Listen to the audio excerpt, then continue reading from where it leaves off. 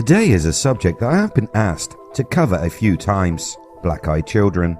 These black-eyed kids have been reported for the longest time. Some consider the events and appearance of the spooky juveniles a modern myth, an internet-era urban legend. Others think it is a genuine paranormal event. The history of these ghoulish boys and girls can either be traced to a webpage or back through the annals of history, depending on which of the two camps you favour. The legends say that they are everything from alien hybrids to vampires. One thing that every retelling of the story includes is that if you do cross paths with one of these black-eyed kids, you should never invite them into your home or vehicle. But this story is changing. The black-eyed kids may now have some competition with the arrival of a new group of scary minors: white-eyed children. Are white-eyed children a new threat, or have black-eyed kids changed up their game?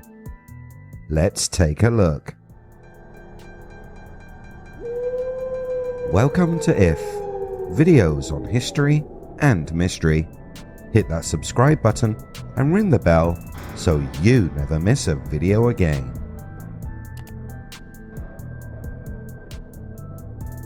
Any tale that mentions the black-eyed kids describes them in the same way. They are fairly normal-looking children, with the exception being their eyes. This was what earned them the name Black-Eyed Kids. These children have a dark scleria, this giving them a look that is not quite human. Another abnormality that people who claim to have had an interaction with them report is that their skin can be extremely pale or even olive-coloured. These kids are most often seen at night, this helping seed the idea that these characteristics could be some kind of adaptation to a nocturnal existence. The standard interaction follows a pattern. A person, usually alone, can be out in a car or at home when one or more black-eyed children approach them. They knock on the door to the house or the window of the car and ask the same question. They try to worm their way in. They use all different tricks, asking to borrow a phone or use the bathroom. But one thing it is said you should never do is open your door to them. Skeptics say that the stories which follow this basic structure began to first appear in 1996. They say that the history of the story can be attributed to a reporter named Brian Bethel. This first story came from an online article in which Brian claimed that he had seen two black-eyed kids in a parking lot when he was making his way to pay off some of his bills. His story was that he was sat in his stationary vehicle in a parking lot when two young boys around the ages of 9 to 12 approached the car and knocked on the window. Brian said that these boys were olive-skinned, had curly red hair, were pale and freckled. Next, in a pattern of events that has become common, one of the black-eyed boys asked Brian for a ride. He told a story about forgetting his money and needing to get a lift home to his parents' house. The boy was insistent and reassured the man that they posed no threat. After all, they were only children. What could they do? The house was near, and it wouldn't take Brian long. Brian, being a good sort of guy, wanted to help and leant across to the passenger side of the vehicle, about to pop the door and invite the boys in. He stopped dead when he caught a glimpse of their strange eyes. The now infamous pitch-black soulless stare coming from the would-be passenger. It was a look that reminded the man of a vampire, eyes of a predator, like the steely black stare of a great white shark. Spooked, he put the car in gear and drove away. Looking back in his rearview mirror, he saw that both boys had seemingly vanished into thin air. We are left with a few questions after hearing such a tale, such as how did the boys get to the location Brian parked, to the more bizarre like why were their eyes black and how did they vanish so quickly? Could they have been vampires or some other kind of paranormal entity, or maybe they were alien? And before any answers have been found to this phenomena, it has changed, with people now reporting that they have had similar interactions with strange children, but these kids had white eyes. Could white-eyed kids demanding "take me home with you" be a new threat, or are black-eyed kids changing their MO? Let's look at a reported incident and weigh up the similarities and differences. In a recent article published on pararational.com from an anonymous reader of the webpage was a documented sighting of the children. It goes as follows. I was in a 24-hour shopping centre car park waiting for a friend who works there at around 10 p.m. Suddenly, a kid pops out of a window screen and starts tapping. I'm thinking, where the hell did he come from? And is he trying to rob me? Anyway, I rolled down the window, only partially, and remember that my doors are locked, so I feel a little bit safer. I asked the kid, what do you want? Sir, I am lost. Can you take me home? I ask, where are your parents? As it was late at night, and there was no one else visible on the same floor I was waiting on. This was starting to feel off. I'm lost, I just want to go home, he replied. This was definitely weird. I looked at him again, and then I did a double take. Holy sh! His eyes were white, not just white around their edges, but an unending white through the entire eye.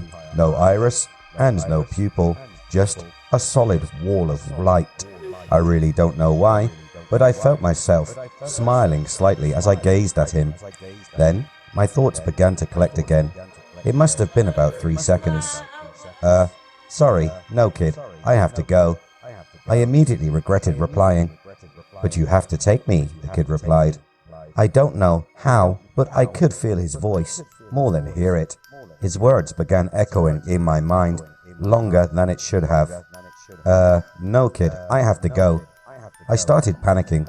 The kid replied again, this time with something indescribable behind his voice. I'm lost, and I just want to go home.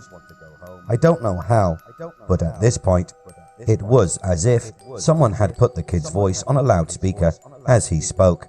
I felt as though a booming was resonating from within the kid. The force of the kid's voice was so strong. I felt strongly sympathetic to the kid, almost like I was being forced to by him. Anyway, with the last ounce of control I had left, I turned the car on and slammed on the accelerator. The kid immediately shouted out, "No, take me with you." At this point, it was as though the kid's voice was a machine gun firing into me. I immediately sped to the nearest exit in a dreamlike state and drove into the night. My friend at this point could find his own way back to his house, which he did later. While driving and exiting from the car park, I could still feel his voice within me, resonating at an amplified volume. The force of his voice, it was as if I had been picked up and violently shaken by the kid whose voice was so clear, and my unconscious was analyzing every nuance and inflection of what he had said, like I was being forced to. There was so much force behind it. After I got back to my apartment, I immediately tried to forget the whole thing. The next day I drove to work in the normal manner, and my friend was there, resentful that I had left, but we soon went back to good terms. I never did tell him or anyone else about the incident. The strangest thing did happen, however, on that same day when I was driving back from work back to my apartment. There were tremendous thunderstorms, and I noticed flashes, although I didn't see it, of lightning. When I was at my apartment building, I live in a complex, I opened a huge metal door to get in, and it was soaking wet. There was a handprint on it. I only noticed when I looked down to pull on the handle at the same height as a child would place their hands. The handprint was white, and although the whole door was dripping with water, the handprint seemed to be recently dried paint. I touched it, looked up, and felt it in my hand just to make sure it was paint. It was. I looked down again, and the handprint within 2 seconds of me sampling it, and looked up, and it had gone from white to clear. From the rain dripping on the door, I touched it again, and I felt it. It was paint, but now completely soaked with water, as far more fluid than it was before, indicating it was being soaked. I looked down again, and it had vanished. I put my hand where the paint had been, but it was nothing but a metal door behind it. For some reason, I looked behind me. Of course, there was no one there. I went inside, made my way up to my apartment, and had an early night. I have not encountered any white-eyed kids since, or any being of supernatural type for that matter. However, I now live slightly more cautious life than I did before. I have become more religious now, and now occasionally read the Bible when I didn't really believe in God before. Maybe I'll go to church. I don't know. The fact is, these creatures might actually exist and are waiting for the right opportunity to strike. This is not the only reported incident. Another witness said how they felt like something bad was going to happen when they had an interaction with the white-eyed children. That story played out like this.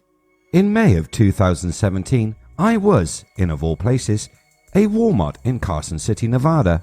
I had begun feeling sick and rushed into the restroom. After about 10 minutes, I felt better, having used the facilities and rinsed my face. As I was leaving the bathroom, I noticed my husband sitting on the bench next to the bathroom with a worried look on his face. Seeing him sitting there, I was instantly stunned, as he had been gone for 3 years, passing away back in 2014. Yet there he was, wearing his Red Wing shoes, favourite jeans with the drumstick loops on them, which I had stitched there myself, and the same Metallica hoodie with his name, Richard, embroidered on the sleeve. I can tell you right now that I was the closest I've ever been to passing out, and I felt locked in place. It felt like I had been embedded into a block of glass. I could see every detail of Richard, but I couldn't hear anything, and everything else around me seemed fuzzy. When he stood up from the bench, I found my feet and ran back into that bathroom in a hurry. For some reason, I felt that if I let him any closer, or if the rest of everything came into focus, something very bad was going to happen. When I finally gathered up the courage to leave the bathroom again, everything had gone back to normal. No Richard, no bench, just a normal noisy Walmart with everything clearly in focus. I've been a little afraid of Walmart restrooms ever since then, said the witness. So why is it that what would seem like a regular ghost sighting is important to the topic at hand? Well, because before she entered the bathroom for the first time, the female witness had stopped to talk to some children. Children with creepy white eyes. These witnesses tell a convincing story, but it would seem that is all we have to go on. Actual physical evidence of the white-eyed children and the black-eyed children is rare, if not impossible to find. It would seem that over the decades these stories have been told, not one person has agreed to allow the kids into the home or the car. Maybe, if they had, something would have happened and we may have proof, or maybe people have let them in, and some of the mysterious deaths that occur could be chalked up to these spooky little tykes. The two groups seem to operate much in the same way. They both knock on doors and windows and then try to talk their way into being invited in. Could they be after the same thing? Whatever that is. Some have theorized that these children are supernatural beings, not vampires, but demons. This explanation also gives us a reason as to why they have differing color eyes. It is said that different demons possess different colored eyes. So, could these kids be demons manifesting in a human form, or are they something else? Let me know what you think in the comments below. As always, if you like what I do here on the channel, hit that red button, like and share. You can catch the latest by searching We Are If. Thanks so much for watching. I'll see you next time.